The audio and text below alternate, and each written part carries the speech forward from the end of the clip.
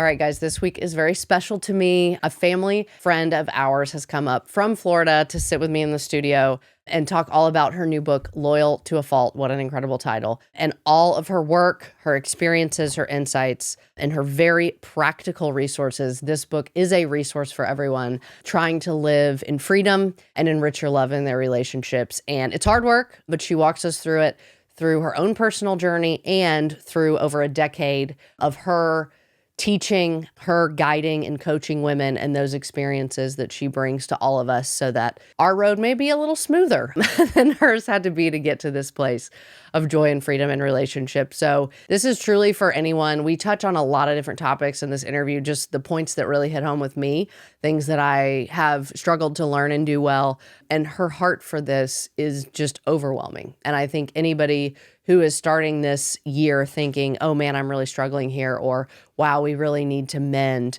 this part of our relationship. There is encouragement here for you. There are tools here for you.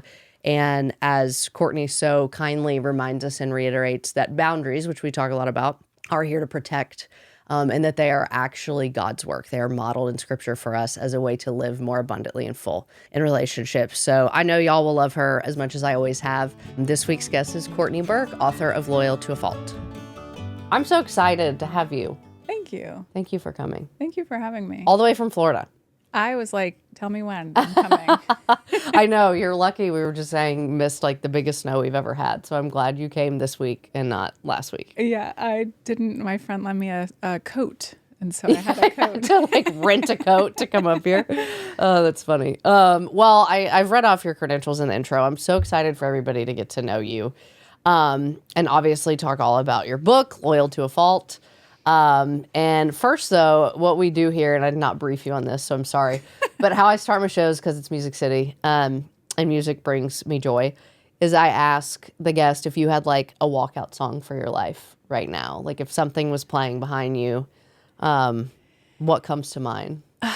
Well, this is probably not going to be what would excite most people. My son is obsessed with Chris Tomlin, Holy Forever. Yeah. Your name is the highest. Your name is the greatest. And so it's not like a walkout like anthem, but it's really been cool to see like and hear a 3-year-old sing that. That's amazing. But it's funny because so he sleeps in his room with his twin sister, and it was not fun the other morning at like 5 a.m. in his crib when he was singing Holy Forever. It's a wake-up song. It's waking up not the a whole walkout house. song. That's but so it's hard to be sweet. mad when Yeah. he's singing that. I feel like there's nothing like, I guess that's still a toddler, right? 3, Yeah. kind of, not really, Yeah, on the upper edge. Yeah. Kids that age, like 2, 3, 4, belting songs, and it's like they know it. Like they know it in their own language sometimes, but it gets lost in translation, but it's so cute. It was cute, and it was hard to be. And then the next morning was Jingle Bells. So I don't know what we're going to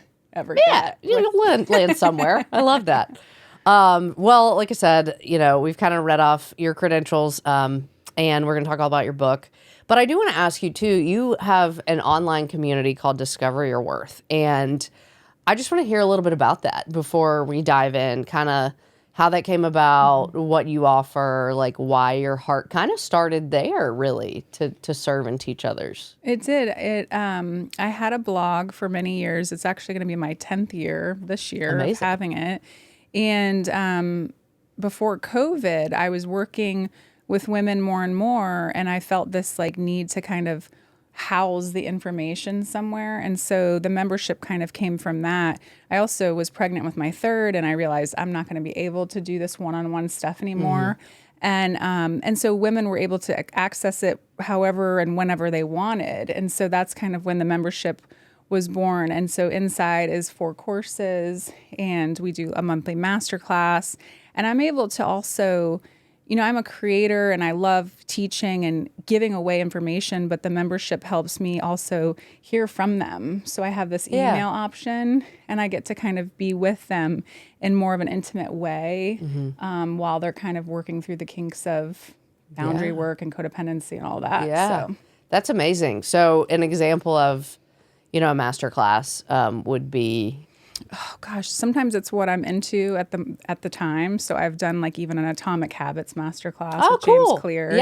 I read that book, I'll kind of digest that and kind of regurgitate it for the members. With the holidays upon us, I did some of that with how to have good, strong boundaries around the holidays with people that we don't see often enough, and we don't feel like we're able to set and maintain these boundaries. So things like that. Sometimes they're evergreen, sometimes they're time sensitive, but have you always had a pull to sort of teach and lead in this way, or was this new? No. So it's funny because when I was trying to figure out okay, everybody has these spiritual gifts. What are mine? Big question. I didn't know. And I started looking around, and I realized that I was a Pilates teacher, a soccer coach. I was head of SGA in high school. Everywhere I went, I kind of fell into this role. Yeah. And actually now when I do things sometimes that I don't want to lead, I have to be very intentional about it. Yeah, totally. I'm I just want to be fed in this season. I just want to sit back but I think that that's definitely one of my spiritual gifts that I'm working on training and sharpening. I love that. Yeah. Well, everyone can go check out Discover Your Worth and see what's going on this month, this spring, and become a part of that, become a part of your community and membership. I think that's really awesome and really cool. And you probably learn a lot from the women that you help. I do. It keeps it fresh for me because sometimes I'm teaching on something and I'm is this landing anywhere with anybody? And then something will come back, even writing my book and realizing that this core value thing was something that I was missing. Yeah. I didn't really know that until I was taking a temperature of the women that I was serving. I'm wow, they don't even know that we can't guard anything unless we know what we value. Yeah. And so that was something that I had to go back on. Yeah. And really kind of add to. That was a cool part of the book we're definitely going to talk about. But I think it's awesome that, you are not just generating from your own life and experience, but also gauging that feedback of what others are going through and sort of in a way tailoring it to the female experience, which is really awesome. So anyway, excited about that. Very excited about Loyal to a Fault. We've had so many conversations, you and I feel the last several years we have the same publisher. And so I feel grateful we've been able to kind of brave that first book road together. And there are highs and lows and frustrations and joys and all that stuff. But it's here. It was released December of 2023. And I'm so excited to share it with everybody. It was one of my Christmas reads, and it was such a delight, even though it's sometimes hard material, to really think through. And it's such a resource. I know you already, so I know your heart in this book. For people who don't, they will know your heart in this book. Yeah. And it feels like an invitation to own, what we need, and also a very practical resource. So I'm thankful for that. Thank you. I'm really excited to talk to everybody about it. It's a phenomenal title. I don't know if I've told you that in the last couple of years, if I was just being a word nerd, a song title, a lyric, a phrase, whatever, it's a beautiful title. And I was is it taken already? I thought it wasn't taken you would yet. kind of think. And then it's nope, this is totally such a divine thing. I can't believe it. So Loyal to a Fault, and the subtitle is How to Establish New Patterns When Loving Others Has Left You Hurting. And so I think where I want to start is these books, especially when they are sort of our first books and very, very much in a memoir voice, which yours is to an extent, like I said, very personal. It always starts with something personal, with a loss or an obstacle or something like that. So I wonder for you, when or how did this sort of urge to look at loyalty in your life begin? How did we get from, is this loyal or is this harmful or unhealthy? What was that sort of first seed for you? I grew up in a Catholic church, and I knew how to be a Catholic, and I knew how to pray, and I knew of God, but I didn't know God the way I do now. And I realized early on that what was happening inside of our home wasn't what I was kind of being taught, on Wednesday nights and Sunday mornings. And I knew there was a confusion that I carried, but I couldn't really put my finger on it.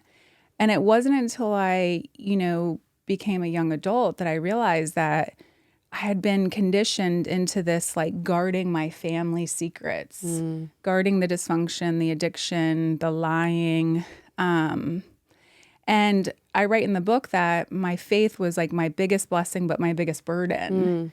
Because if God loved me, then why is this not adding up? And where do I stand in that? And so I had to come to terms with the fact that in order to follow God, it often meant rejecting the stuff and sometimes the people in my closest circle. And that was hard. And really, going hard on that sin that was threatening to just erode us. Yeah. Because when we care so much about people here, it's easy to kind of fall into that sin too. It's easy to, deny and hide for them. And so that's where that loyalty came into question. I said, well, what does God actually say about me and my closest relationships? And I just got to the root of his heart with that and what his plan was for me inside my family, which ended up, going into every relationship, my marriage, motherhood, friendships now. I didn't know then that it was going to affect and also heal parts of me in every relationship. Yeah. Did that realization or that, I don't know, angst of those sort of paradoxical ideas, right? Of like, you mentioned the sin and the sinner, and I think we use that language a lot, but it's like the message being to protect or be loyal to the sinner, you have to sort of protect and be loyal or lie about the sin. Did you feel that discrepancy as a kid, or is this all sort of retrospective? Both. I feel like it's obviously more clear now because I have the sound mind to understand and also like the theology behind it and I'm a mom now, so I can see my children and how quickly they are to just make me happy, or children will easily fall into that role of just, I'll keep this together, I'll help, I'll fix, they want to stay connected. And so, I think too, with my background in psychology and like really loving the brain science and how and why we do what we do, and then God created us with a longing to connect. I think that there was a part of me inside that was like, okay, well, I'll ignore it because I want to be with you. Totally. I want to be, which is a reasonable feeling. Yeah, of course. And so I think it was both for sure. Yeah. Well, and a lot of where you start to is before we've even, retrospectively looked back or learned language to talk about whatever dysfunction or disorders going on, that part of, you talked about the way God made us to connect, part of also the way he made us was to survive. Yes. And that what we unknowingly do, especially as kids and teenagers and young adults, is just cope how we can. Like we just survive. That's what we do. And that is a gift, but it also becomes a burden, like you said, or an obstacle or a pattern that seeps also into all the other parts of our life. And so will you kind of talk about, you mentioned so many different means that people often turn to for coping in the book with whatever dysfunction or patterns.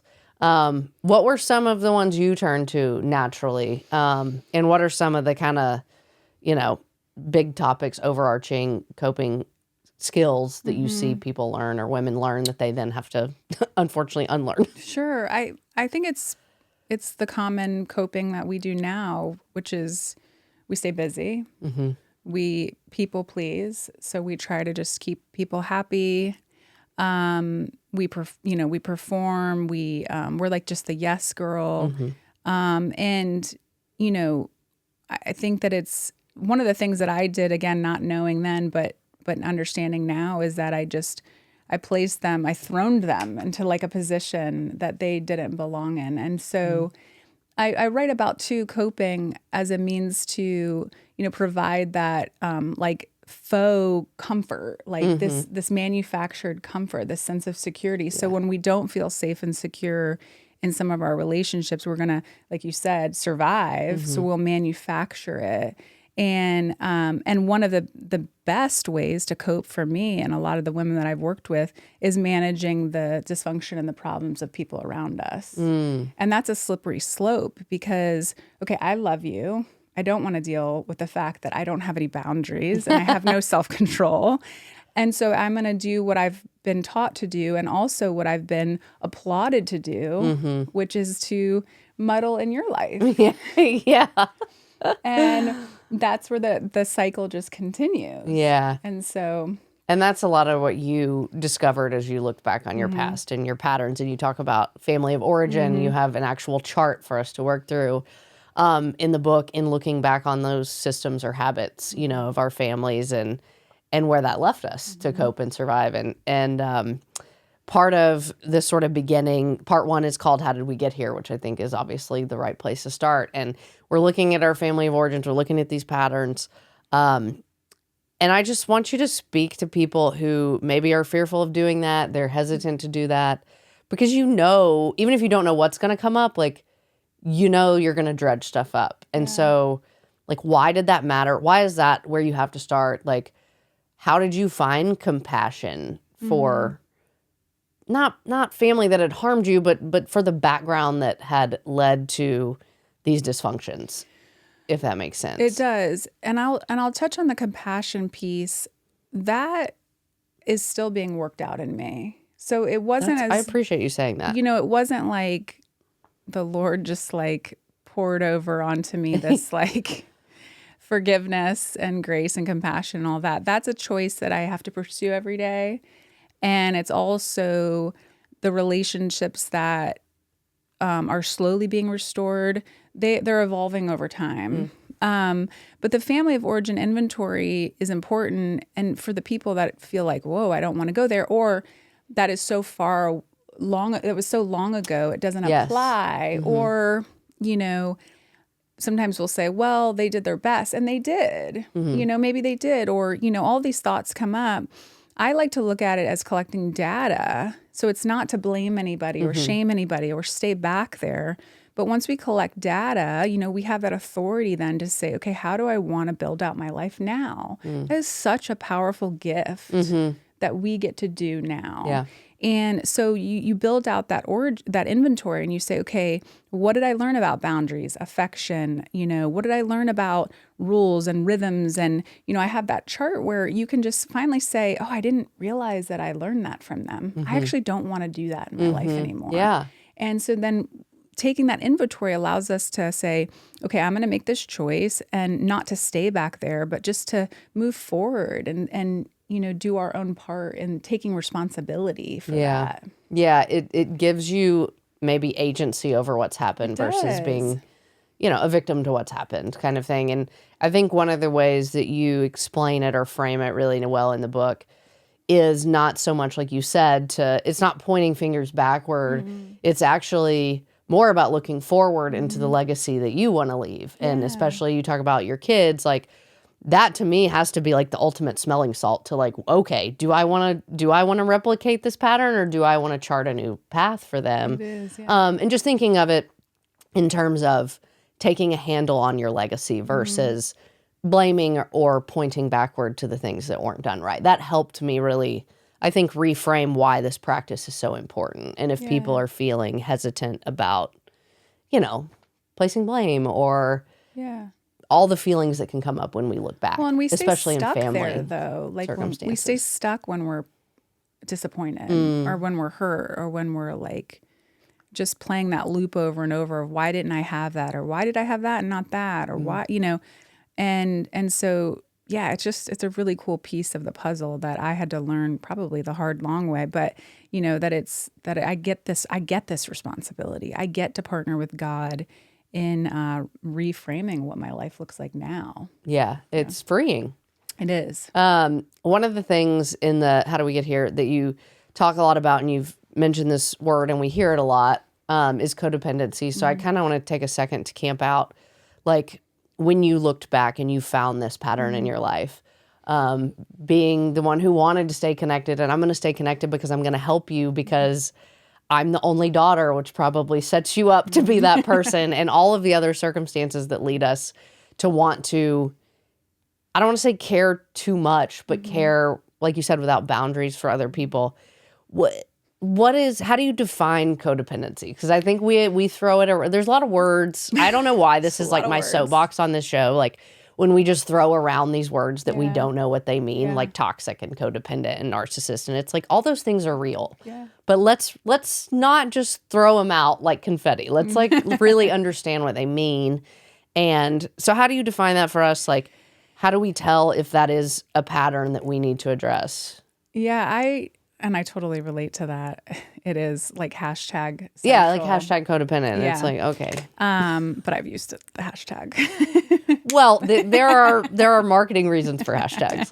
We'll not hate on the hashtag. But I, this is probably not the psychological, scientific DSM,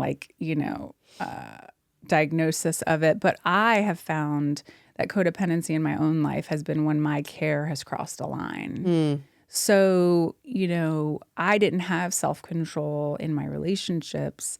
And so my care, my love for that person, my loyalty crossed a line. And I knew it when on a visceral level, on a physical level, I was getting sick.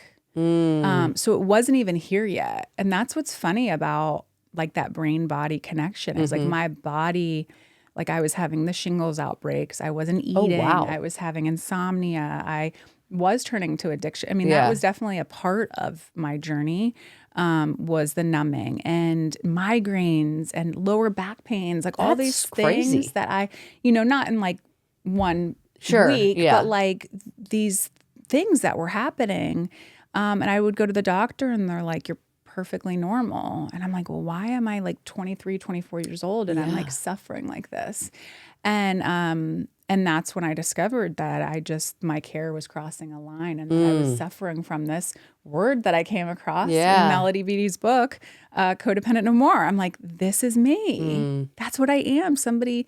And so that's when that label or that title helped me. Yeah. Because I could relate. And then I felt like, well, then I can find a way out. That is so crazy that just that you having those physical ramifications, especially at such a young age.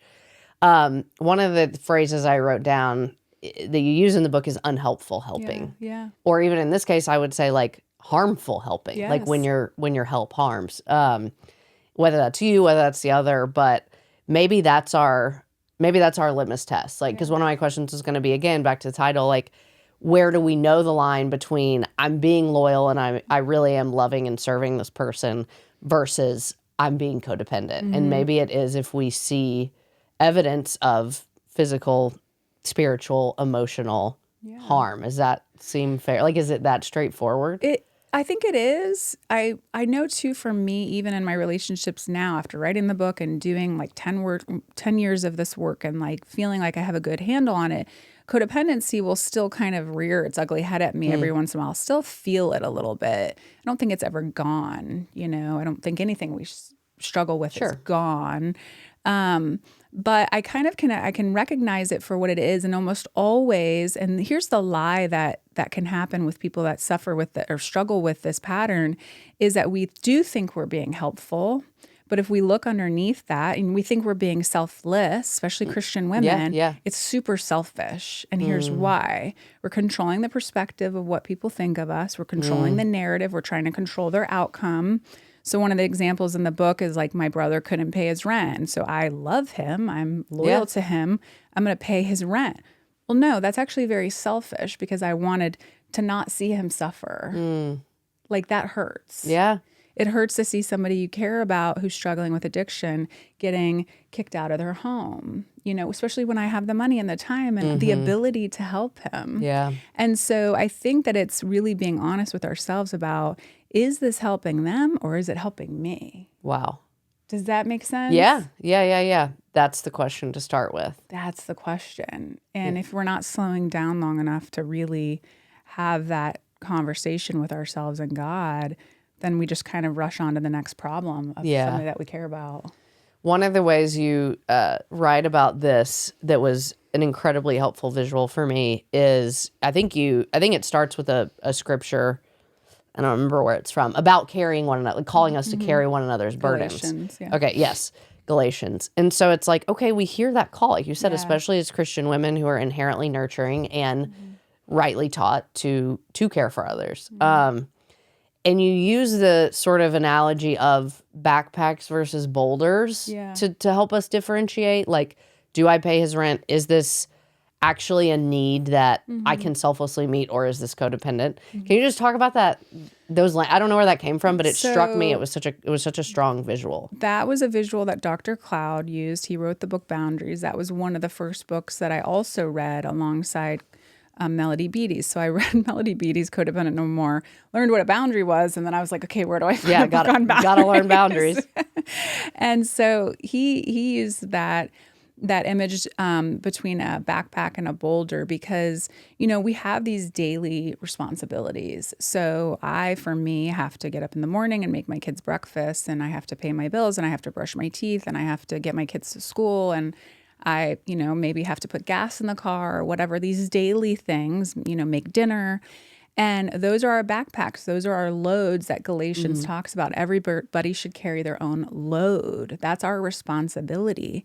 But then when these burdens come along, these are the bigger things in life. These are the things that, can overtake us. And that's where they say we should share in these burdens, into these big loads. But what happens is, and we mess up, and I've messed up, is I start to take your light little backpacks and put it in mine. And now I'm carrying this really heavy backpack. Yeah. But then when a burden comes your way, I can't actually help you. Ugh, yeah. And it totally made sense to me. Yeah, it does. It's a beautiful And so now metaphor. I'm putting down some of my own responsibilities. Like I'm trying to get grandma to pick up my kids, and I've got takeout being delivered because I'm trying to rush and cater to you.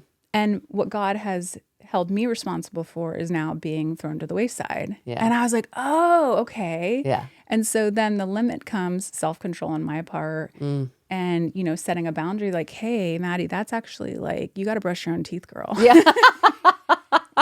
All right, I will. No, I think that's such a beautiful picture. I'm glad you included it. And that kind of does lead into, we're talking about boundaries. It's sort of the how did I get here, recognizing the patterns, recognizing codependency or avoidance or addiction or whatever you've been coping or however you've been coping.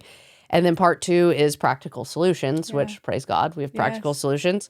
And boundaries, I think, is probably one of the bigger ones that you speak about, write about, have studied for and taught for 10 years.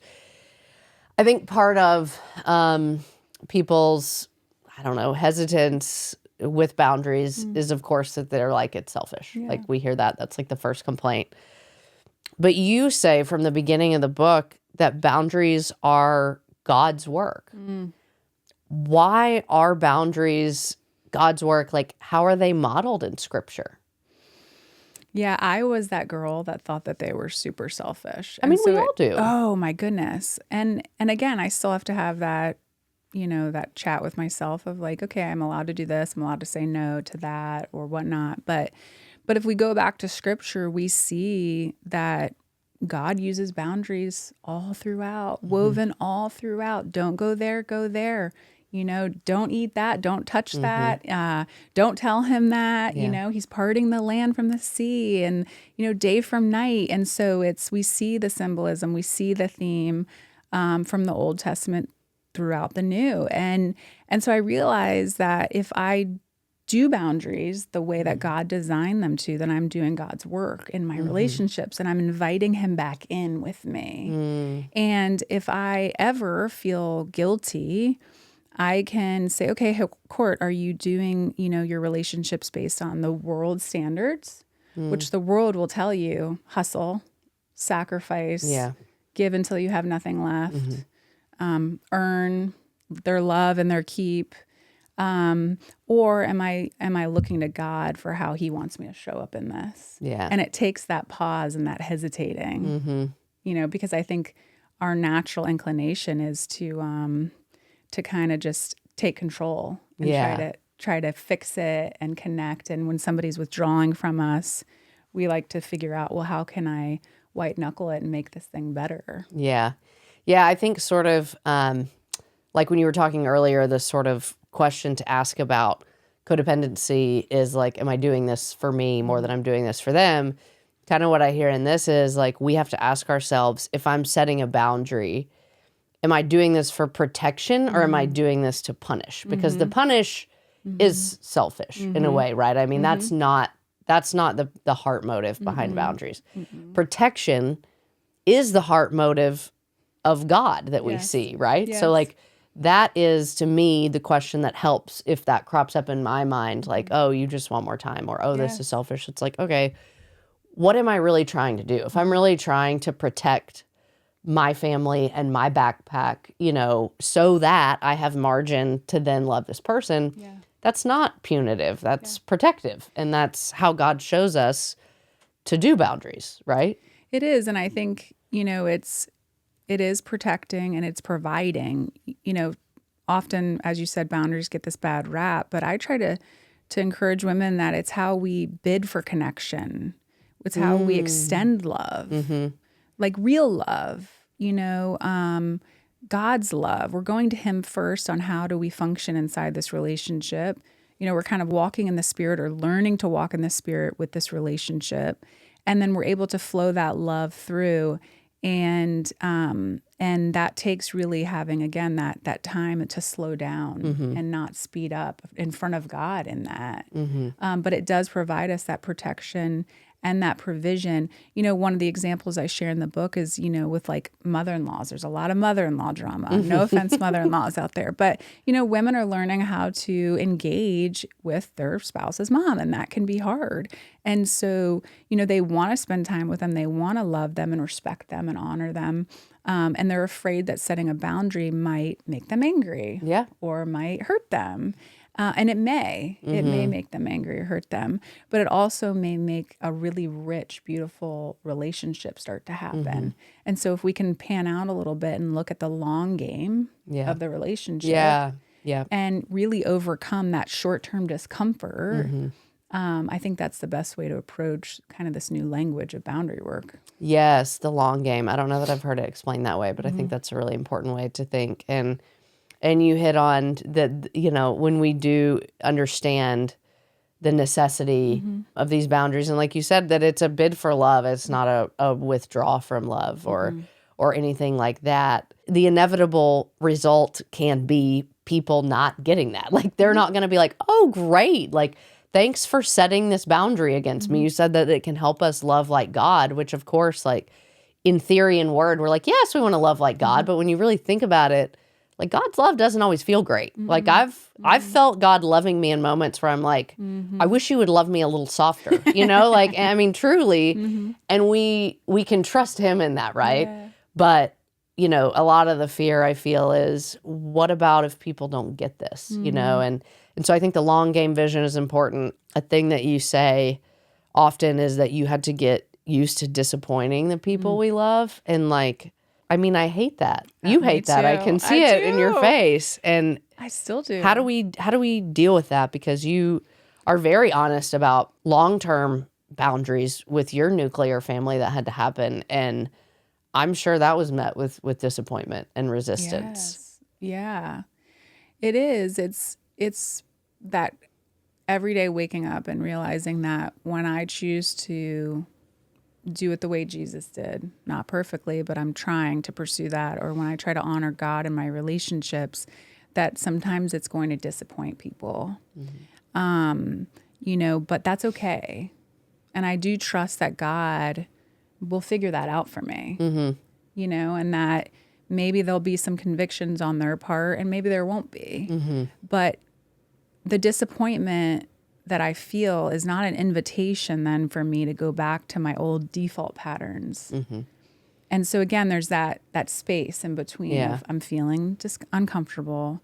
They're disappointed at me.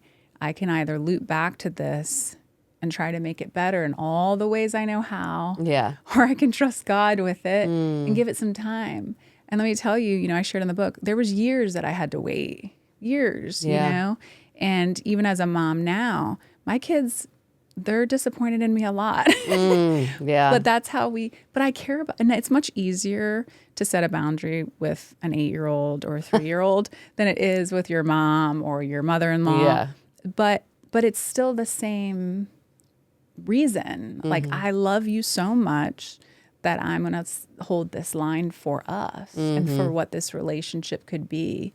again, the long game. And so that helps me in those moments of tension and discomfort. What actually helped you in between the setting of the boundary and the long game? Does that make sense? Because inevitably we're going to feel all sorts of things. We're going to feel guilty. We're going to feel anxious. We're going to feel worried. We're going to feel that pull to go back and, like you said, fix the connection in these old ways. Like, was it truly just surrender? Like, what helped you? I know that's sort of a big question. But it is. I mean, I have more tools now.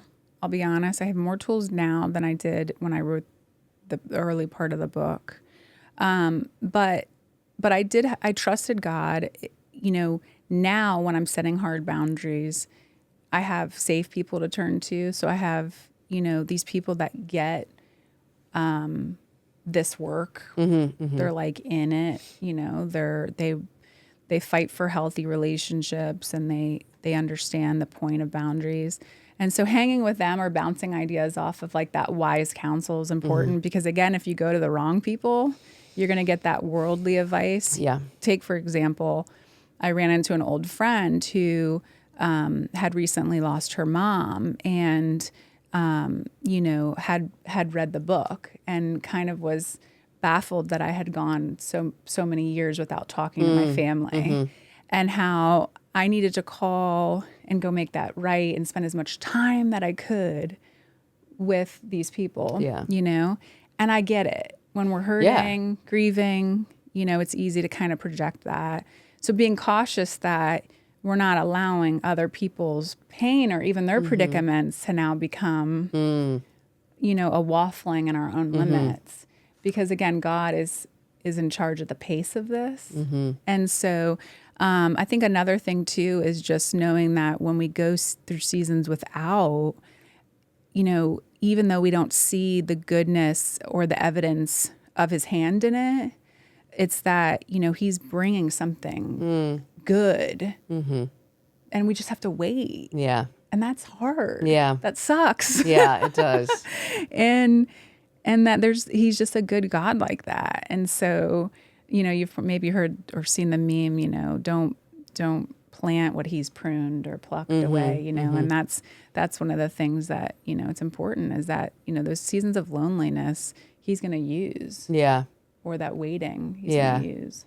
Yeah. I think one of the things I was very happy to hear you write on at a certain point that's felt personal to me just with some loved ones lately is you do address with us, okay, what happens if people who are always going to be in our daily life, who we do love, they're in an extremely or more difficult season than normal. Like they're really struggling and hurting. Like, shouldn't we ease up is basically, you know, kind of the thought that comes. And so why is it still important in seasons where loved ones are struggling to hold those boundaries? Because it feels unloving. Like you feel like you should lighten up. And that's really difficult. It is. It's really difficult. But what I've concluded on this is like when you're going through a tough season, you know, and you look around and nothing makes sense, nothing adds up. It's confusing. It's, you know, painful. It's, you know, unstable. You want to look to somebody that is none of those things. And so when we start to, you know, what you said, lighten up, and we allow the people that are hurting in our lives to now kind of hurt us, or to you know, I think that there's a time and a place for gentleness and compassion, and but boundaries are those things too. Right. You know, it's not, I'm going to be gentle and compassionate and grieve with you, and then also just let you do whatever you want, you know? And so again, it's debunking that myth that, that, you know, when somebody's going through a hard season, that, you know, we have no limits in that relationship. I had somebody, I'm in a Bible study at home, and she was sharing that her, you know, dad, who's ill and aging, is just very verbally abusive to them. And I, you know, I can't speak for her, but I can say that, you know, that's not loving him by letting him, you know, just criticize and hurt. And he's going through a tough time. He's ill, he's frail, he's all of these things. But, at what point do we love people well enough to tell them no? Yeah. Like, this isn't how this is going to go. Yeah. I care about you. I want to have that quality time with you. Yeah. Do we always have to tell them? No. No, you don't. Okay, that is You can great text them. news. No, I'm just kidding. Voice memo. No, I share that feels that. relieving. Sometimes it's a nonverbal commitment to yourself. It's something, we can reinforce our nonverbal, limits with, our body language, or just like, maybe when we go to these events with family and we're just like, I'm not gonna, whenever the beers start cracking and the politic talk starts or whatever it is, like, that's my time to get my kids home and to bed. Or, sometimes I think it's just a commitment to yourself and, where you're at and your healing. And also it's a commitment to, hey, I want to continue this relationship, but I know by 6 p.m. we've got to get home. Yeah. And so, no, it doesn't always have to be this like sit down powwow. Yeah. That feels like a relief. This is an answer I like. Well, thank you for diving into all that. It's also a word we use a lot. And I just wanted to get all of your insights and experiences with boundaries and the beauty that they offer, or that they can offer, and just what's hard about them. Like, we'll just call it what it is. It's hard. Scary. You mentioned the core values earlier, which is such an important part, I realize now, of maybe they're a filter for where you need boundaries or something like that. I don't know if that's the right word. But you said that was one of the things in Discover Your Worth that you had realized, oh man, I've been teaching on boundaries for 10 years and we've never really covered this. Like, why is that a helpful place for people to start? So I realized when I was teaching on this, boundaries, codependency, it was like a moving target. And I had to get back to that core value, that foundation of, and which will look a little different for everybody. I mean, as Christians, we kind of have these fundamental values around family and faith and whatnot. But, understanding what you value will make clear what you guard. And so one of the examples I share in the book is about my marriage. I thought I valued my marriage until I was like talking crap with my girlfriends, like, jumping in with them when they would complain about their husband. And so what I was doing didn't actually add up to what I valued. And that was nobody's fault but my own. And so I had to then rework the way I was thinking, what I was participating in, to reflect that value. Well, again, that was a nonverbal. That was actually a boundary on myself, which I write about in the book. Yeah. Like, some of the hardest boundaries we have to do are the ones on ourselves. We get ourselves into a lot of messes. Yeah. And so I had to change that behavior of engaging in that talk, because I did value my husband and our marriage. And so knowing your core values is key. And again, it may change depending on the season that you're in, or, the goals that you might have. But it's super important. Yeah. What is, like, if you're working with somebody and they're like, man, I've never really thought of that. Like, how do you start? Where do you start? Yeah. Like, do you do it, if you're married, do you do it with your spouse? Do you do it individually and then sort of in diagram it? Like, what did that look like? I'm down with the diagrams, but I would say, a great thing is to track what you do in a day. So often what you do in a day is what you value. And so if you realize that you're on social media for 4 hours a day, but you don't actually value that, then that's an area that you're like, okay, convicted. Or, I think I value working out, but I actually, in my schedule, there's no time to move. Yeah. Okay, I'm going to rework that. Yeah. And so tracking, I think, what you do in a day is really important. Kind of what you say and think might be helpful. But I think as far as with partners, I think it's good to do it separately. But then also you'll find that, when you are married, you probably do have a lot that you value in common. Yeah. Finances, we'd hope so. You'd hope so. It's too late now. It's going to make it a lot easier if you do. But, finances, how you want to raise your family, like the faith thing, And then coming to those agreements of, okay, we can have these overlaps here. We can compromise on certain things. And that's really beautiful too. I mean, my values may be different than yours, but it doesn't make yours wrong. Right. And so, yeah, I'm down with the diagrams. I think that's fun. You have 4 kids. 4 kids. 3 to, how old's your oldest? 8. Okay. That's a lot, number That's one. a lot. I They're think about beautiful. all too. Beautiful. Is that a thing to do with our children, the core values? In a way, I mean, in an age-appropriate way? would think so. Now you've got me thinking I should do that with my kids. Why haven't I? Yeah. I mean, I would think so because, I mean, one of the things right now, my oldest is a girl and, she's already dealing with this friendship thing. And I haven't actually, talked specifically about the value thing, but I think like we've touched on it and, we lay in bed with her at night. I'll lay in bed with her and she'll talk to me about her friends and the girl that's mean to her on the playground, and we talk through that. And, I think that the value thing would play into that perfectly because it's like, well, what if I did say to her, we want to feel encouraged. We're meant to build each other up. And if we're hanging with these people, and they're not building you up, just, go to the other sandbox, you know what I mean? And so, but yeah, I think that would be an awesome exercise. I'm going to do that when I get home. I love it. Go ahead. Yeah, well, it'll be the next masterclass, core values with kids. Why not? I don't know. I just feel like, I don't have kids yet, but I feel like they're this little heart purity, that they have, like, come to the kingdom like little children. Like, you see why. That's what God says. I feel like we would glean a lot of insight, maybe. I have no doubt. It'll be great. You'll have to report back. Let us know what your kids' core values are, besides awesome music to sing, to wake up in the morning. Kristen. Yeah.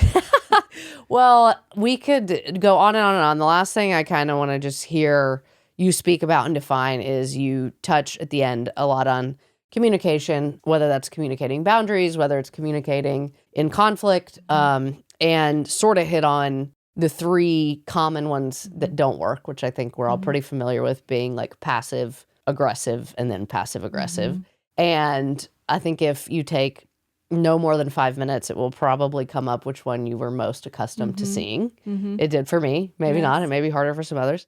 And then you talk about assertive communication, which I like that word. And I think maybe right when we hear it, we think, isn't that aggressive? So can you just tell us why that communication style matters, like what assertive means and how we can sort of start to practice that maybe? Because everyone wants to communicate well. Sure.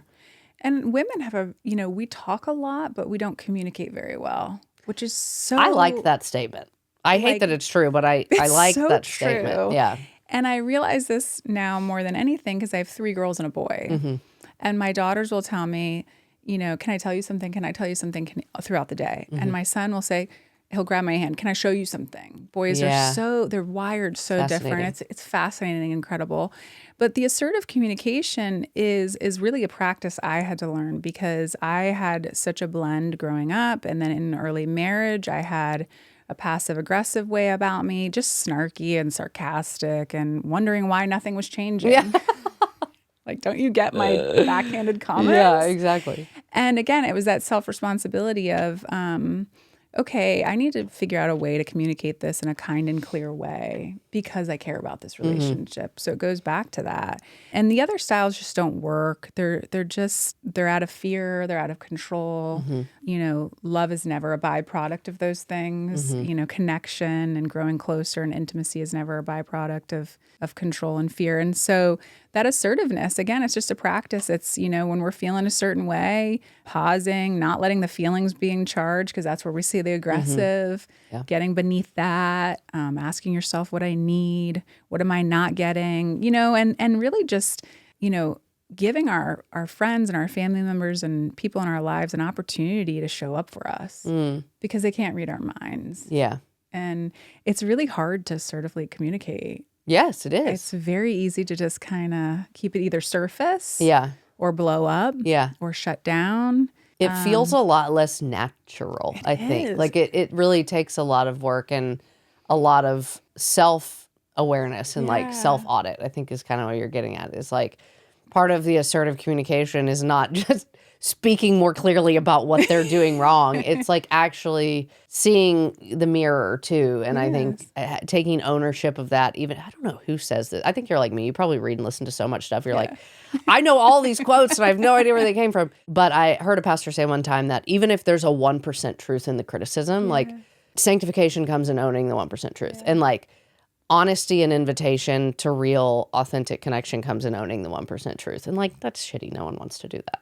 Nobody wants to do that. But that's part of it, right? Is the assertive communication of, it's not a compliment sandwich, but it's like, listen, I see that this is how I contributed to this, and I want to own that, but like also this is what I see. Totally. And here's what's really cool though is, and again, as a woman who's really tried to practice this assertive communication style, is that you're inviting and celebrating and welcoming other women to do the same, because we are actually like big girls. And so when you start doing it, they're like, oh, we're doing this? Yeah. I want to do it. Yeah. And because we're like in an emoji world and everything is like cut down. And so we're actually getting like dumber online. Dude, I know. And in texting and like you said, like these little voice memos, which are so great, by the way, and so not assertive, I'm sure, some of mine. But you get my point. It's really cool to grow in this skill with each other. Yeah. And work through the kinks, because it does take practice. Yeah. It's easy to fall back into the old For ways. sure. And I think kind of where I want to land on that is if women have ordered your book and they're like, I really want to improve in these ways. And they're like, I know that I'm passive aggressive, or I know that I am too aggressive and there is no grace for like self-reflection in it, wherever you are. And we're trying to build these muscles. Yeah. What if the other person isn't trying to build these muscles? Oh, yeah. Not like, I'm talking like spouse, like kid, like people that you're not gonna not see for years, you know, people that are in your life. Can we still develop these skills if our partner or whomever isn't as responsive to do the same? I really believe we can. Yeah. I really believe we can. And that goes back to that point of feeling lonely for a little while and hanging on. I believe we can influence our spouses in the best way. I believe in the ones that we feel like will never change and they'll always be this certain way. I believe that we can influence and impact our children. You know, I'm in 10 years sober, which I cannot believe. But one of the things that, you know, in early A they talked about is like it's attraction, not promotion. And it's really cool because that kind of plays into this work, you know, is, you know, we're not trying to promote it or push it down people's throats, but the people that are around us will see something different. And they'll eventually want that change for themselves too, because they're going to see the fruit of that change. They're going to see your patience. They're going to see your kindness. They're going to see that assertiveness. They're going to hear it. They're going to see that you're not ruffled as easily. That goodness is coming out of you now. And, you know, that's really hard to go up against. You know, when like the best version of you is coming out. It's really hard to not want to be around that. And want to have that too. And I love that. I hope that gives some fuel to the women who maybe feel like, why am I doing this? Hang in there, stay encouraged. I think that there will be glimmers of hope. There'll be moments of his evidence. And like I said, his hand in it. And, you know, it might be days, weeks, and months, but one day there'll be a breakthrough. And all of a sudden you're not going to be, because I was like I'd say the black sheep. And let me tell you, years later, I get people that come to me through family and friends that say, hey, I started doing X and Y. And thank you. Because, and that's just him. You know what I mean? But he loves me so much that he's going to give me that little moment. Of like, oh, this ripple effect, this matters. Sow the seeds. That's unfortunately an answer I hear in prayer a lot. So sow the seeds. And as you mentioned, to have the voices that are doing that work too, to encourage you if you feel like you are the black sheep or the one trying to model this to no avail. Like just have those people. And we do live in a digital world, and I think it's a great tool. And we have opportunities to, you know, seek that wise counsel outside of our nuclear family. And so there's opportunities out there to get that, you know, wholesome, good, sound counseling or, you know, there's different classes and courses and there's people. I mean, I really do believe when we start to go into prayer to God about bringing us these healthy, safe, respectful relationships, we have to remove, and I'm not saying get rid of your kids or your husband, but like we have to like not let them be the focal point of our lives in that part, in that chapter. I do believe that when we're hopeful and we anticipate his blessings, it's like all of a sudden you're sitting at the coffee shop and you meet somebody and you have all this in common. And then now it's a cool new friend that's along the journey with you. And then you're like, wow, here we go. And you're meeting for coffee once a week. And there's that person that you can grow with, you know? Well, you're talking about, we sow the seeds and just be diligent and wait on that fruit. It will all, bring about in time. And obviously, like, you and I know the fruits of the Spirit as believers, and that's a lot of what I see in you. And I think you've shared that you've experienced increase in your life when you've done this hard work, the boundaries and communication and protection of yourself and your heart and your margin and your family and your values. And obviously, one of the fruits of the Spirit is joy, and that's our whole show. And I think it would be fair to say you would speak to the fact that this work does set the table for more joy in our life. Is that fair? Yes. You can say no. You don't have to say yes because it's my show. No. No, I will tell you that joy has come from this. Mm-hmm. Peace has come from this.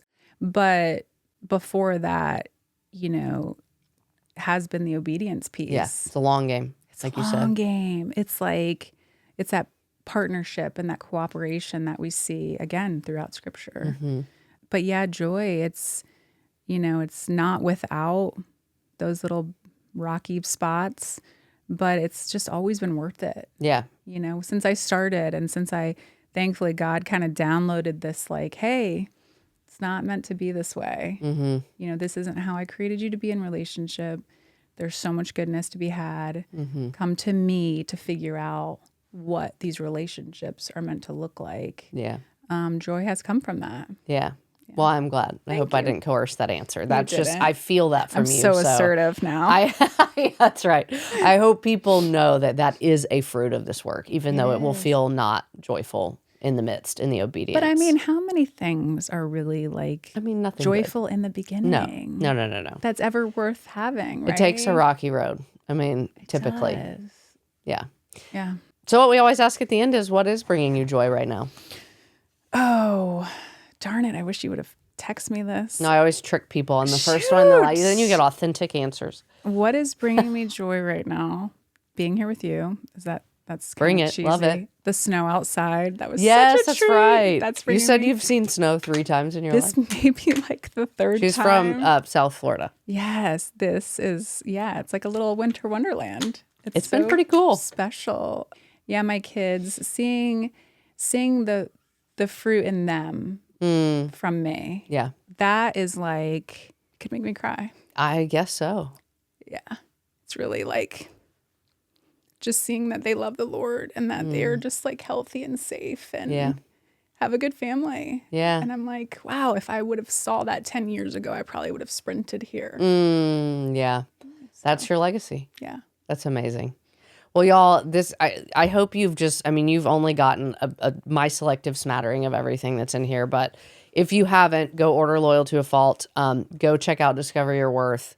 As we have said, I feel like 100 times, the support of community and sound voices will be key in any of this work, in this long game journey, that hopefully does lead you to a place of freedom and joy, because it does, but it demands really hard work. Yes. But as you said, it's work that God models for us, and it's work that he equips us for, and we see that in your story. And so I'm really thankful for the work you did, and I'm really thankful that you did a lot of the hard road walking for us, and maybe we'll make it a little bit less bumpy for all of us here. So Courtney, thank you so much. I'll go follow her on Instagram, get the book, join the online community. This is all I have for you today, I think. Thank you for coming up here to actually sit with me. This is my favorite thing. I love it. Remote is good, but just to really be This is the best. with our people It's been a treat. is a different experience. So Thank you. Thanks.